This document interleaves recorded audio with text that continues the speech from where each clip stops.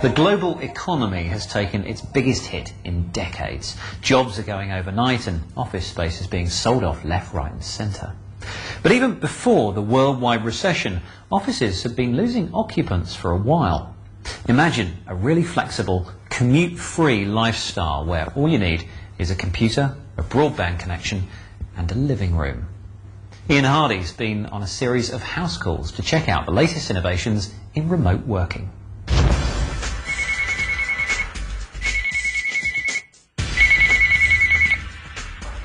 Thank you for calling. My name is Debbie. How may I help you? Debbie Bakch answers hundreds of calls a week in the front room of her Brooklyn home. She's one of thousands of customer sales agents hired and trained online by Arise, which in turn supplies phone services to some of the biggest companies in America and the world. Working from home may be convenient and comfortable, but thanks to the latest tracking technology, the pressure is still on to sell.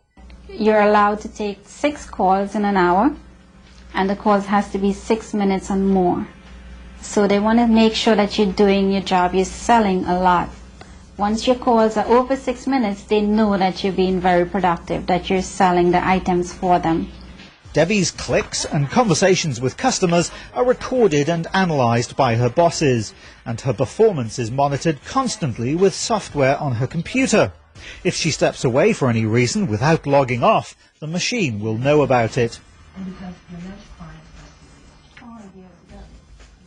It may seem a bit Big Brother, but Debbie likes it. She has a 100% track record and is therefore rewarded by getting first choice of working hours and is sent a steady stream of high-quality customers that like to buy.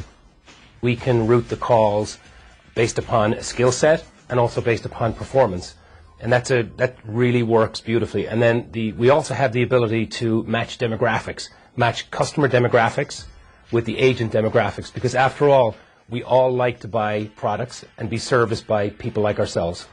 There are, of course, plenty of critics of telephone tracking technology, but that hasn't stopped one company from implementing software that it claims will now detect an agent's angry voice or even a baby crying in the background, a definite no-no in telephone sales.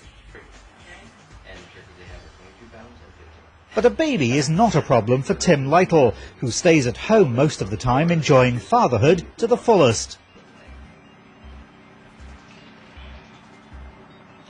He is a different kind of remote worker, writing computer code from his house in a small town in Pennsylvania, where rent and food are much cheaper than in a big city.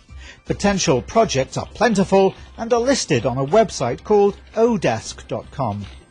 If I wanted to do more work on Odesk, I'm sure I could bid the jobs and get them. So it's pretty much as much work as I would want to do, I feel that I'm able to do.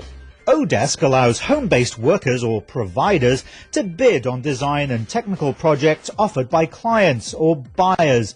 Mike Katz is a client and owns an email retention business called MessagePartners.com. Through Odesk, he can monitor a team of providers constantly. A team member stops accumulating paid minutes if there's not a steady stream of mouse movements or keyboard strikes. And 6 times an hour, a screenshot from the provider's computer is sent back to the client. In return for a 10% cut, Odesk takes care of every aspect of the relationship, from invoicing to international payments to intellectual property rights to taxes, any of which would ordinarily be a major headache for cross-border jobs. And it's easy for providers from almost any country to sign up, set their own hourly rate and start bidding for work. We have 160 different tests, technology mostly, but also English and writing and phone skills, etc. And those tests are all free to providers. And we ask you to do that so you can differentiate yourself from the 130,000 other providers in our network. And then apply to jobs as you see fit. But remote workers beware. Easy come, easy go. Most systems are set up to ensure you never have legal status as an employee. What does that mean? Well, getting fired is just one mouse click away, and there's nothing you can do about it.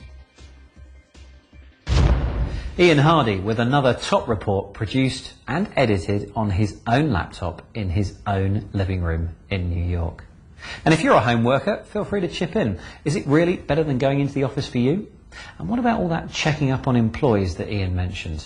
Too intrusive or a necessary evil? Click at bbc.co.uk is the address.